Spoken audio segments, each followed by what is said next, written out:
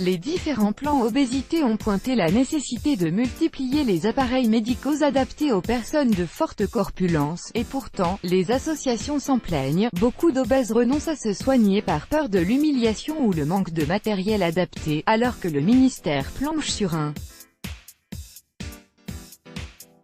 nouveau plan obésité, zoom sur cette question matérielle fondamentale. Quand on enfile une blouse d'examen, il faut se poser la question, est-ce que je préfère montrer mes fesses ou mon pubis? Ça s'appelle une atteinte à la dignité, s'agace Anne-Sophie Géoli, présidente du collectif national des associations d'obèses, CNAO.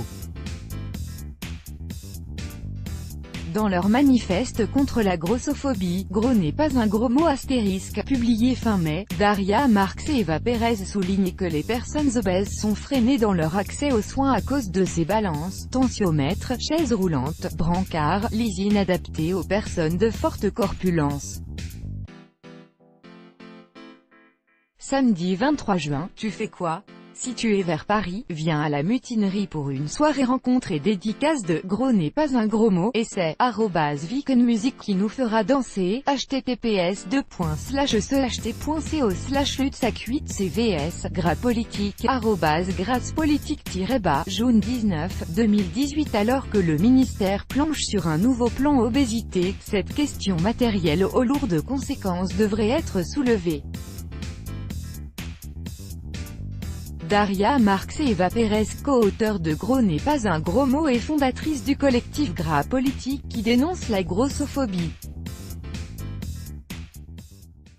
Astrid Dicrol lança, Flammarion maltraitance et humiliation, avec l'obésité qui augmente, on sent que les hôpitaux sont de plus en plus dépassés, assure Pascale Champagne, vice-présidente de l'association Allegro Fortissimo contre la discrimination des personnes de forte corpulence. Cette inadaptation des outils médicaux débouche parfois sur une maltraitance médicale, pas forcément volontaire. Un lève malade à l'hôpital ne supporte pas plus de 120 kg, illustre Eva Pérez, auteure du manifeste. Pour laver des obèses inconscients, c'est compliqué. Il y a des services où ils appellent du personnel en renfort, mais sinon on laisse les patients dans des conditions d'hygiène déplorables. De même, en général, les hôpitaux détiennent une chaise roulante grande taille. Si jamais deux obèses ont le malheur de se casser la jambe le même jour, il y en a un qui va marcher sur son plâtre, reprend Eva Pérez. Pire, certains patients obèses doivent aller passer une IRM dans des cabinets vétérinaires. C'est très humiliant, tempête Pascale Champagne. Il y a des personnes qui hésitent à aller voir un médecin parce qu'elles savent qu'on va leur demander toute une batterie d'examens à faire. On est obèse, mais on a des rhumes comme tout le monde. Or, certains ne peuvent tout simplement pas recevoir les soins basiques pour vérifier que leur santé ne flanche pas. Quand le mètre pour vérifier votre tour de taille n'est pas assez grand, c'est compliqué de savoir si vous avez grossi, illustre ainsi Anne-Sophie Géoli. Du côté du ministère, on reconnaît une autre difficulté, le transport sanitaire des personnes atteintes d'obésité soulève des difficultés majeures pouvant induire des retards à l'admission hospitalière en situation d'urgence et des prolongations de séjour, notamment à cause de difficultés d'accès aux examens ou de retour à domicile. Examens moins précis et quand les examens peuvent être réalisés, ils ne sont pas toujours fiables. Les médecins de ville sont rarement équipés d'un brassard taille obèse pour le tensiomètre, il y a donc certains patients qui ne peuvent pas se faire mesurer la tension, dénonce Eva Pérez, étudiante infirmière et cofondatrice du collectif Gras Politique.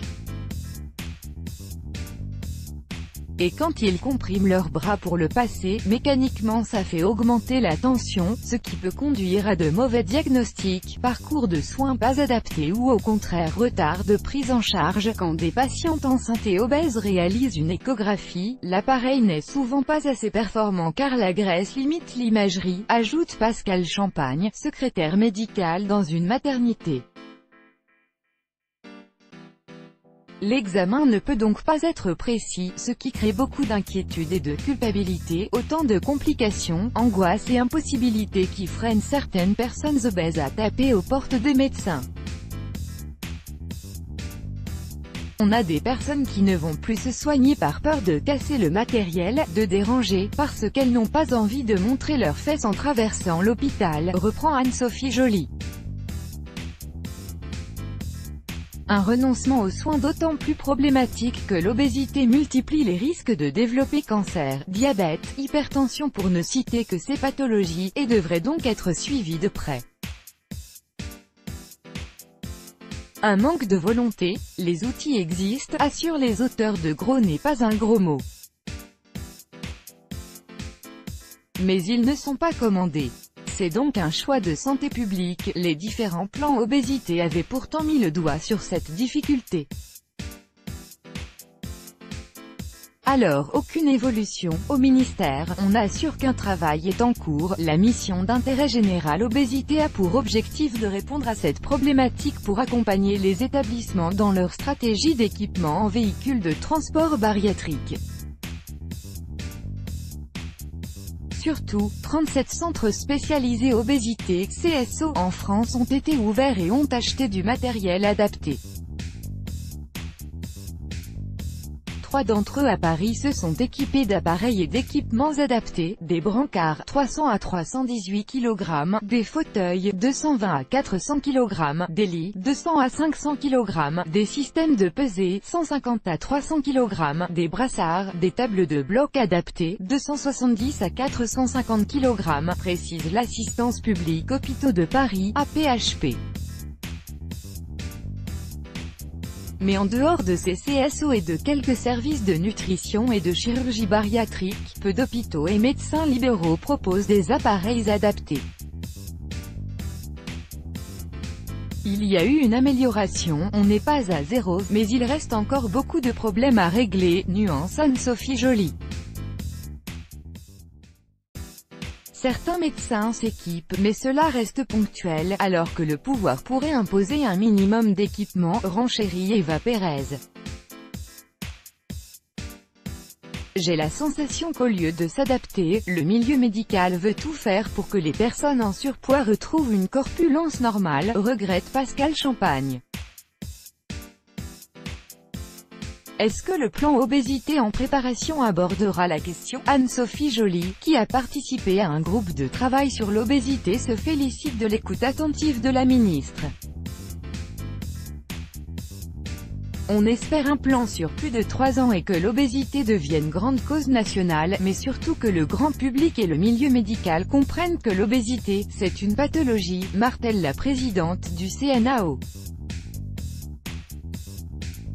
On ne se moque pas de quelqu'un qui a un cancer ou une sclérose en plaques, et on se fout de la gueule des obèses. 17% des Français obèses. Un changement de paradigme d'autant plus urgent que l'obésité concerne de plus en plus de personnes. 17% des Français souffraient d'obésité selon l'étude de Santé publique France de juin 2017.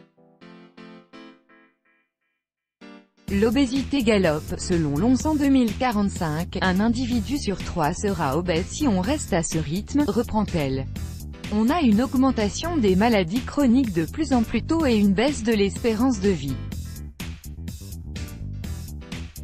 On ne peut pas laisser les enfants obèses pourrir leur santé et leur vie sociale, autant de drames qui pourraient être évités avec une meilleure prévention.